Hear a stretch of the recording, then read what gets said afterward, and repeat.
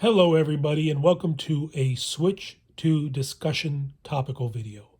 Now just as a quick announcement, my voice, if it sounds the same, no, it's not like I have the worst cold in the world.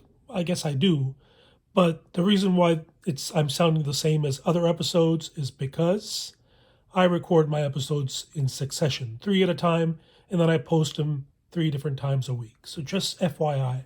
Not that that needed to be known, but I'm just letting you know. But anyways, to the topic at hand, and we're talking about the Nintendo Switch 2 announcement that finally officially happened through Nintendo themselves, thankfully. And a lot of people are really upset about what Nintendo showed or didn't show, I guess is more appropriate. As it was about a 2-minute video that highlighted the features, some of the features, new features, I guess, for the Nintendo Switch 2, what its capabilities are going to be, which from the video is going to be a bigger, better, sleeker, hopefully, version of the Nintendo Switch, which is kind of what I was hoping for, to be honest with you. But do I think that the announcement was poor overall? And my answer to that is not really. No, I don't think so, even though I can understand the complaints that people have against the announcement because nothing really was shown. And I'm okay with that because I already know what the Switch 2 is going to be like. I already know that the Nintendo Switch 2 is going to be backwards compatible with Switch games. It's going to be, you know, bringing out some new ideas, maybe not as, imaginative or revolutionary as the original Switch, but you saw through the mouse controls for the Joy-Cons, there's going to be at least some different offerings that may provide some unique perspectives and ways to play your games.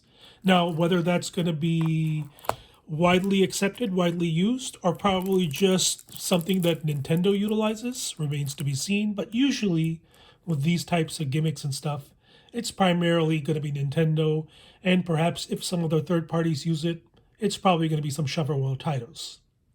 Unless this focuses on a PC style of gaming approach, which would be pretty neat, but I don't know how effective those Joy-Con mouses would be for PC style of games. But it'd still be cool. What I really care about, or what I really want to know, is whether these Switch games, I'm looking at you, Batman Arkham Trilogy, will be able to upscale or outperform playing on the Switch 2. So since this game is backwards compatible, or excuse me, since the console is backwards compatible, I want to know if the games will be, in any way, shape, or form, performance-wise, be upgraded. And if that is the case, that is a huge win. And not only is that a huge win for, Nintendo and all consumers, but also a huge win for the longevity and desirability of Nintendo Switch games. Because as we know, excuse me, my voice. As we know, these Nintendo Switch games have already become more desirable as we have learned that the Switch 2 will be backwards compatible, because that's just natural, right? You still have access to play your original games on a new console, and let's face it, not every single game is going to have a re-release on the Switch 2. At least I hope not. And if that is the case, then a lot of these games are still going to be in demand because they're, for the most part, really good games. And everybody still wants to play them. And with that being said, this backwards compatibility feature will allow gamers to conveniently switch between the two systems and enjoy their games without doing a lot of hardware shuffling. Now, a lot of us, may not see that as an issue because we have multiple consoles connected to an entertainment center or whatever, but for many, it is an issue. And I think that is a great feature that Nintendo intelligently implemented with their Switch 2 announcement.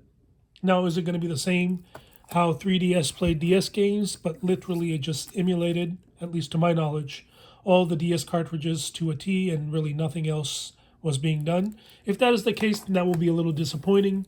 But I hope that is not the case. I hope there's a little bit more to it than that. But we shall see, because the next announcement, or I should say event, targeting more details of the Nintendo Switch 2 is going to be in April, as you all know by now. And April is really an interesting time because I don't think Nintendo is going to wait around too much after the April announcement. I'm expecting a summer console release, and this is, of course, pure speculation, no rumors, no nothing, just a gut feeling, if you will. But even if it goes a little bit further out, we shall see. I mean, honestly, they have to release games, right? So after Donkey Kong Country Returns, maybe I know there's Metroid Prime 4 that's coming out, and maybe a few other games here and there that have been announced. I can't even think of them. Maybe there's going to be a direct in February that will highlight some more games. But after that, we don't know what's going on. So I'm really looking forward to April, seeing what Nintendo announces. Hopefully, some of these games right here will be able to perform a little bit better on the newer console. And if that's the case, I'm super happy. I'm super happy regardless. I'm really looking forward to the console. Can't wait for it, as it's going to be my final console. I know this. And yeah, finally Nintendo did it. What do you guys think about the announcement? Do let me know. As always, thank you so much for watching, and we'll talk again soon.